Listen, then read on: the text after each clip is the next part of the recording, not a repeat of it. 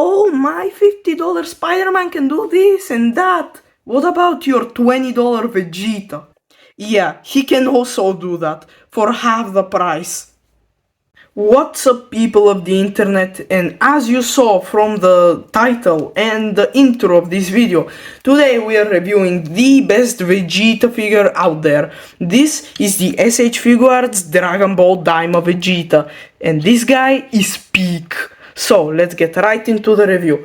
For packaging, this figure has a similar packaging to the Daima Goku from the same line, with a yellow and purple color scheme and a shiny purple text, which I honestly really like. It matches the tone of the show really well, and originally I wasn't going to get those figures, but at least for the Goku, after I saw some pictures, same as for the Vegeta, I just knew I had to get them. Plus, I'm going to use them as my Dragon Ball Super Goku and Vegeta, Ultra Instinct and Ultra Ego Goku and Vegeta. Now, onto the figure itself. So, this Vegeta originally looked very cheap to me, because it looks a lot like a Dragon Ball Evolve figure because of the lack of shading and also these hips specifically, which look good. It's just that the Evolve figures also have them. And something that I originally thought was that this would be hard plastic, and it just didn't look good. Also, the posing wasn't the best, but now I can actually see that this figure looks incredible. It captures the likeness of Vegeta perfectly, and honestly I am incredibly happy with this. So much better than the superhero Vegeta. Now onto accessories. So this figure actually comes with a ton of stuff, showing that you don't need to pay $50 for a good amount of accessories. First of all, he has his smirking face and a normal hair. He also has a serious face and a windy hair. The faces are interchangeable. I just already have them on each hair. He also has a teeth gritted face and a yelling face, which also look incredible. This is actually the second time I've seen Vegeta's faces not being attached to the hair, the only other time being on the Kong Ultra Ego Vegeta. He also comes with a pair of cross arms, which are really easy to attach but really difficult to remove. And he comes with my favorite Vegeta hands. First of all, of course, he has a pair of fists, a pair of battle stance hands, a pair of really cool ki blast hands, which have the end of the peg a bit at an angle.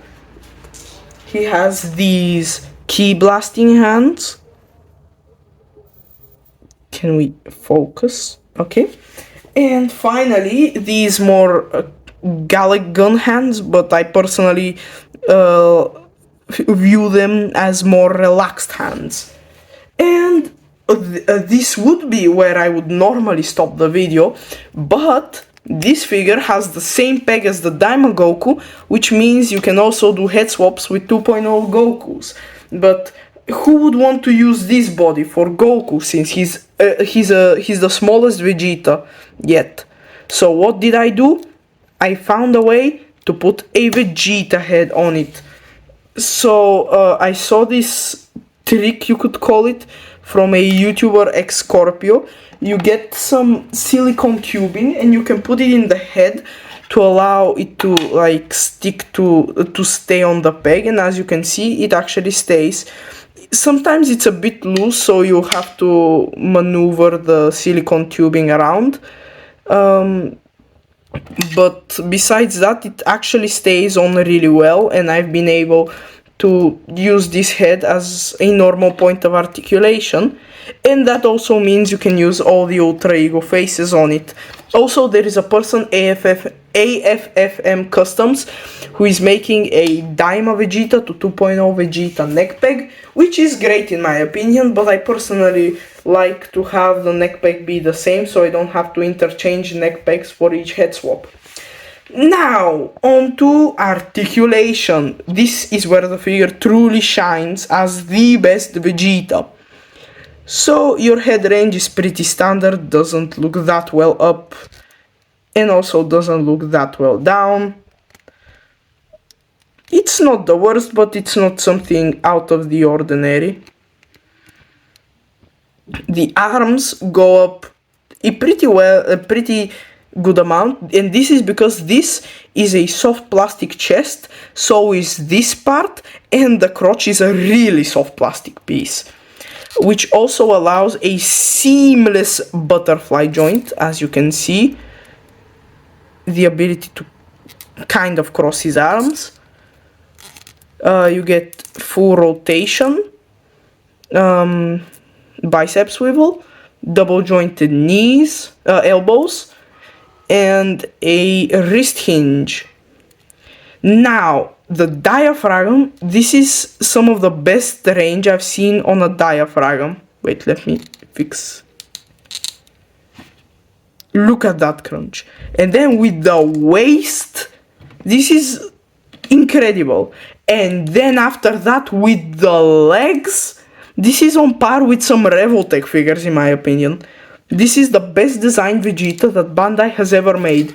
No need for modding. This is incredible. Legs also, as I said, kick up really far. Oh wait, here is the waist tilt, and of course waist swivel. We also get thigh swivel, and contrary to other 2.0s, this guy can actually kick backward. Double jointed knees. There's supposed to be a boot swivel, but mine doesn't work, I think.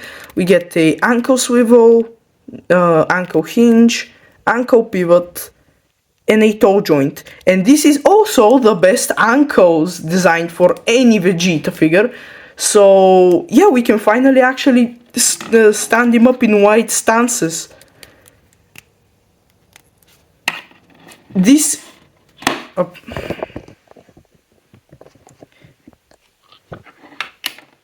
isn't possible with the superhero Vegeta. This is incredible.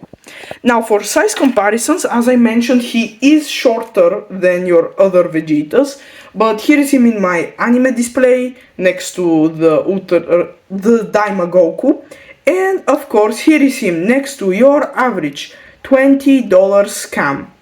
So as I said, this Vegeta is the best Vegeta, a truly great representation of the prince of all 3 or 4 Saiyans, and the ability to use Goku heads on it may prove useful at some point, but I'm more interested in the Vegeta head, so even with modding it wasn't that difficult of a mod. So yes, I highly recommend this figure. This is already in my top 2 figures of this year, only behind the Goku, just because of Goku's ability to actually do head swaps, which isn't something I inherently fault the figure for. It's nice that Bandai is trying to make one head peg standard, it's just that it's a bit annoying when the head falls off, and the Goku is so much more convenient. But that's just my opinion. Again, this is a really good figure, and I love it. I truly love this figure. This is one of the best Dragon Ball figures I own. See ya, people!